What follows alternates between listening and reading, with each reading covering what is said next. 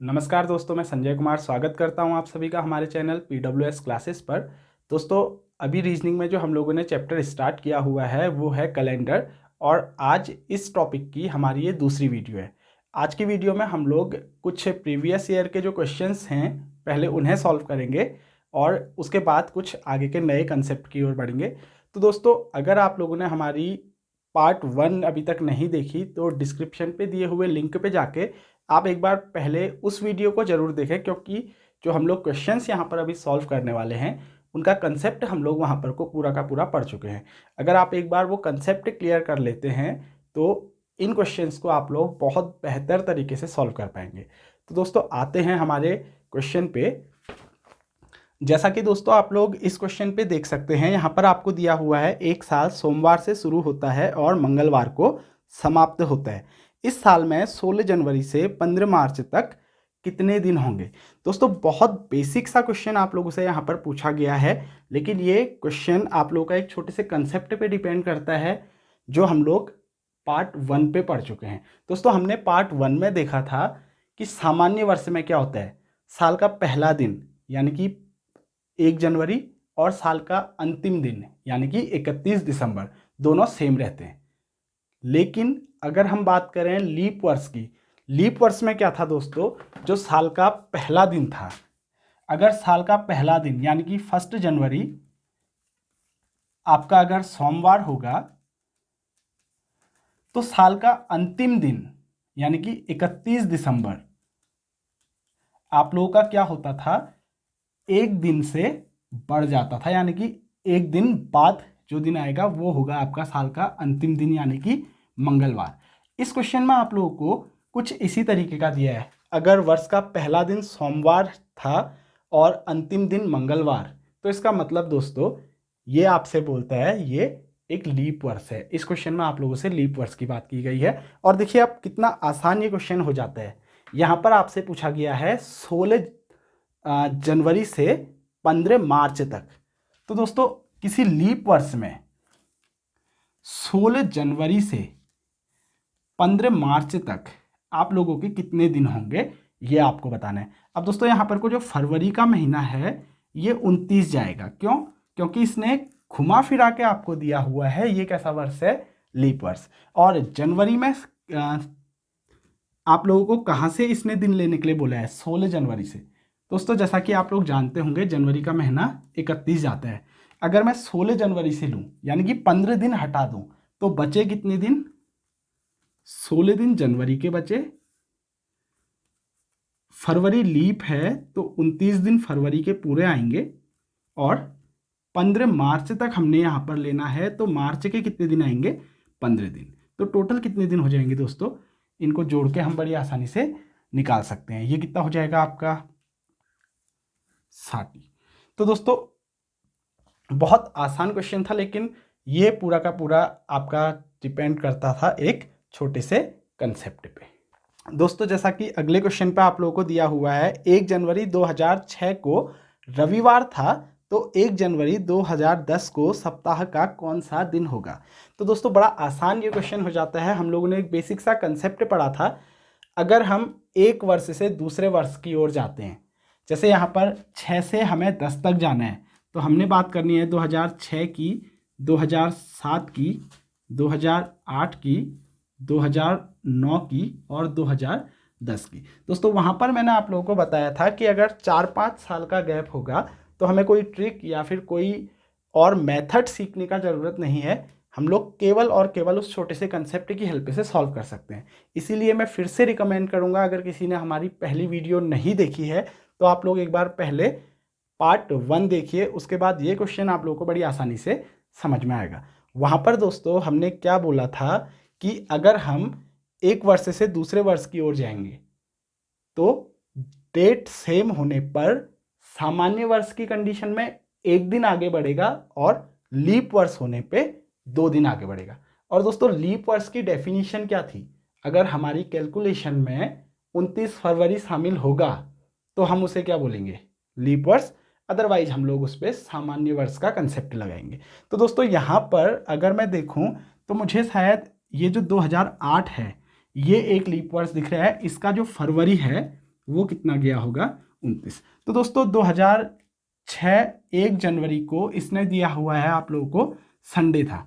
अगर हम लोग 2006 से 7 में आएंगे तो एक दिन बढ़ेगा और 7 से 8 में आएंगे तो दोस्तों यहाँ पर मैं 2 दिन बढ़ाऊँ कि एक दिन बढ़ाऊँ। अब दोस्तों कैलकुलेशन देखिए, हमने 2007 जनवरी से जनवरी तक की करनी है। जब हम 2007 जनवरी से 2008 जनवरी में जाएंगे तो उस कंडीशन में ये 29 फरवरी शामिल नहीं होगा, तो यहाँ पर को एक दिन बढ़ेगा।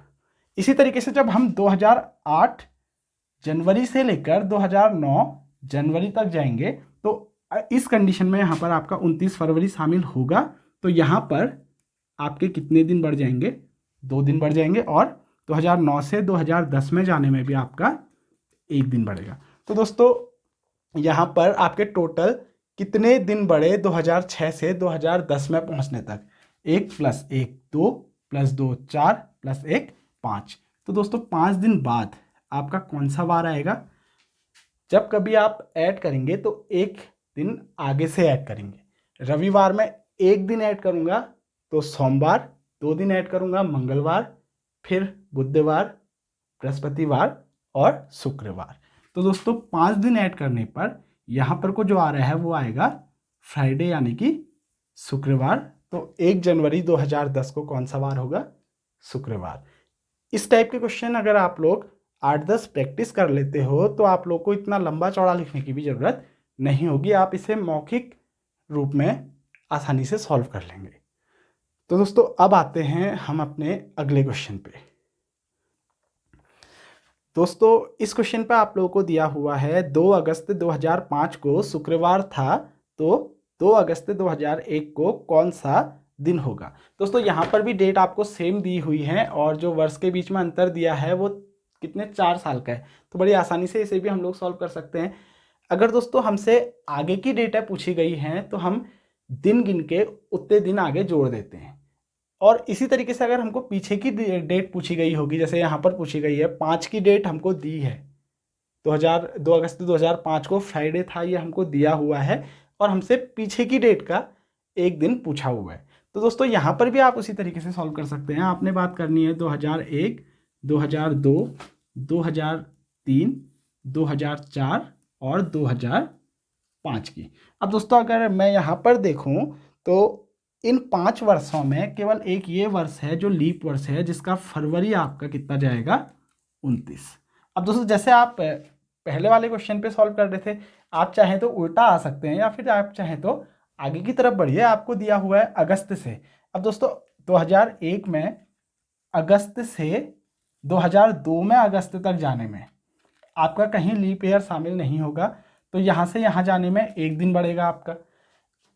फिर यहाँ अगस्त से यहाँ अगस्त में जाने तक 2003 में यहाँ भी कोई लीप वर्ष नहीं आया, तो यहाँ भी एक दिन बढ़ेगा। इसी तरीके से यहाँ अगस्त से 2004 में अगर मैं अगस्त के महीने तक जाऊँ, यहाँ अगस्त से शुरुआत करके यहाँ अगस्त तक, तो ये 29 फरवरी शामिल होगा। तो यहाँ पर कितने दिन आपके बढ़ेंगे? 2 दिन आपके बढ़ जाएंगे। और इसी तरीके से यहाँ अगस्त से 2005 में अगस्त तक जाने में हम लोग के कितने दिन बढ़ेंगे? फिर से एक दिन बढ़ेगा।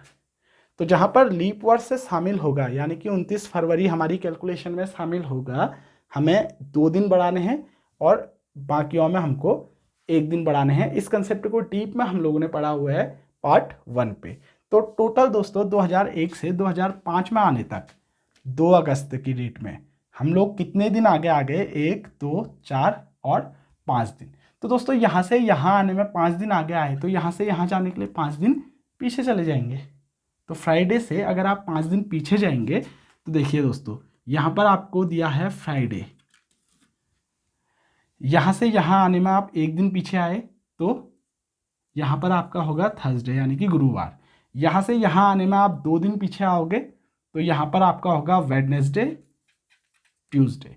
यहाँ से एक दिन और पीछे आएंगे तो मंडे, और एक दिन पीछे आएंगे तो संडे। कितना आसान काम हो गया। तो हमारा जो अगस्त में 2 तारीख को 2001 वर्ष में जो दिन आएगा वो क्या आएगा? संडे यानी कि रविवार। ये हमारा इस क्वेश्चन का आंसर है। दोस्तों आप संडे में 5 दिन जोड़िए, आप कहाँ पहुँचेंगे? फ्राइडे पे। और फ्राइडे से 5 दिन पीछे जाइए, आप कहाँ पहुँचेंगे? संडे पे।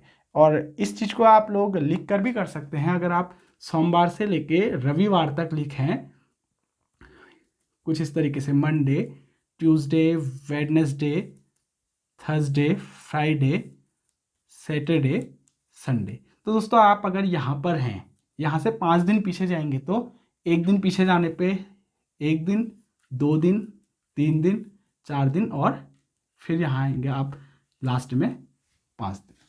तो दोस्तों बड़ी आसानी से आप लोग इस तरीके के क्वेश्चंस को सॉल्व कर सकते हैं। अब आते हैं दोस्तों हम लोग अपने अगले कंसेप्ट पे।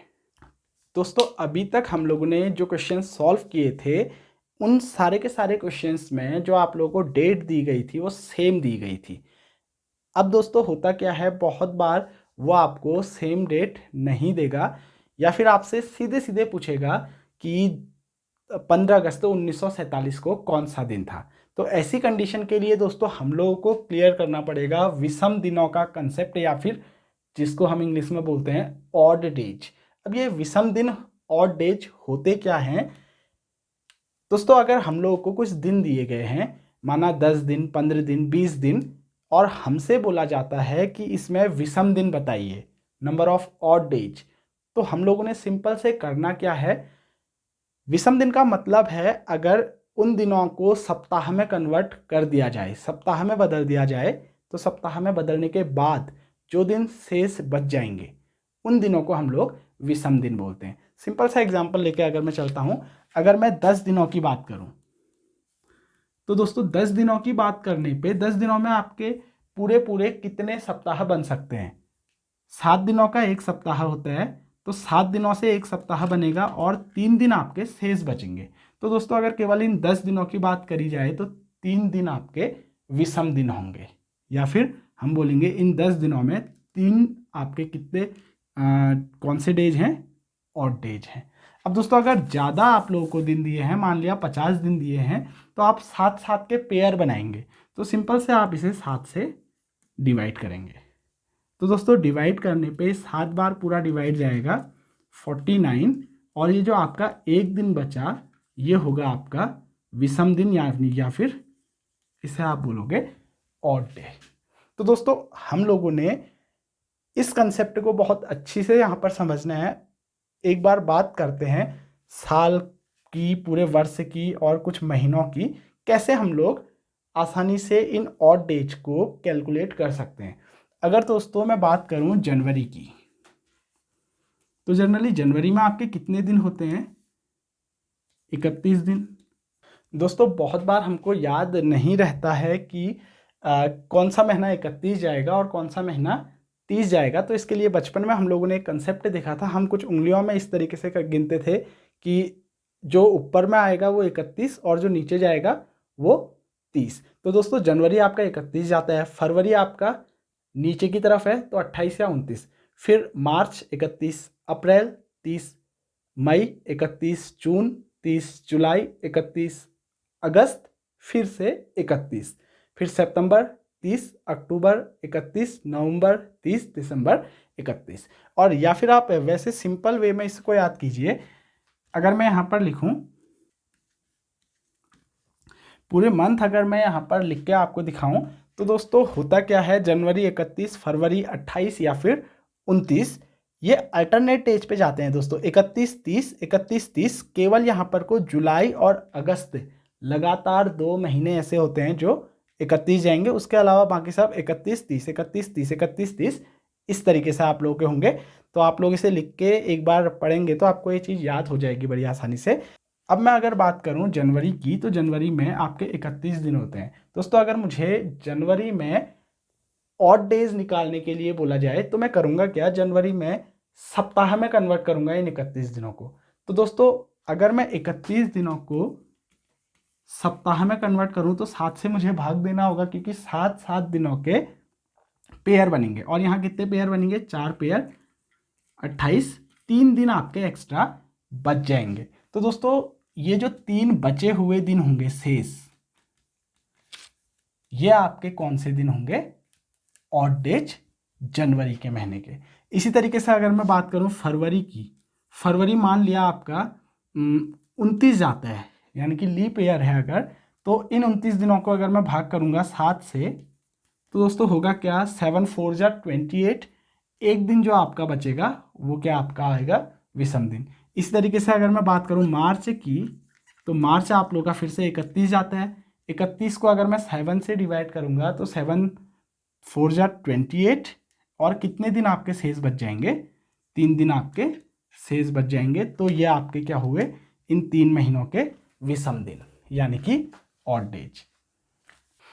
अब दोस्तों अगर मैं आप लोगों से बात करूं जनवरी, फरवरी, मार्च और अप्रैल में मिलाकर नंबर ऑफ ऑड डेज यानी कि विषम दिन कितने होंगे, तो दोस्तों इसको निकालने के आपके पास दो तरीके हैं। एक तरीका तो ये है, आप जनवरी, फरवरी, मार्च और अप्रैल के चारों के दिन जोड़ लीजिए। जनवरी 31 गया, फरवरी 28 गया, मार्च 31 और अप्रैल 30। अगर मैं इसे जोड़ूंगा तो 30 ये कितने दिन आ जाएंगे आप लोग के, 120, 120 दिन।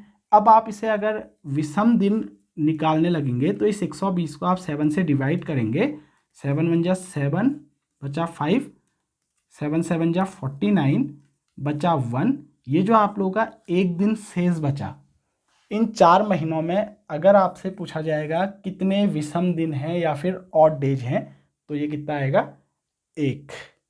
अब दोस्तों इसी क्वेश्चन को अगर आप थोड़ा सा शॉर्ट तरीके से करना चाहें तो आप क्या कीजिए, पूरे जोड़ के विषम दिन निकालने के बजाय एक एक करके इनके विषम दिन निकाल लीजिए। यहाँ पर अगर मैं भाग करूँ 7 से तो कितना जाएगा, 7 4 जा 28, 29 30 31। जैसा आप पहले देखा था कितने विषम दिन बचे, 3।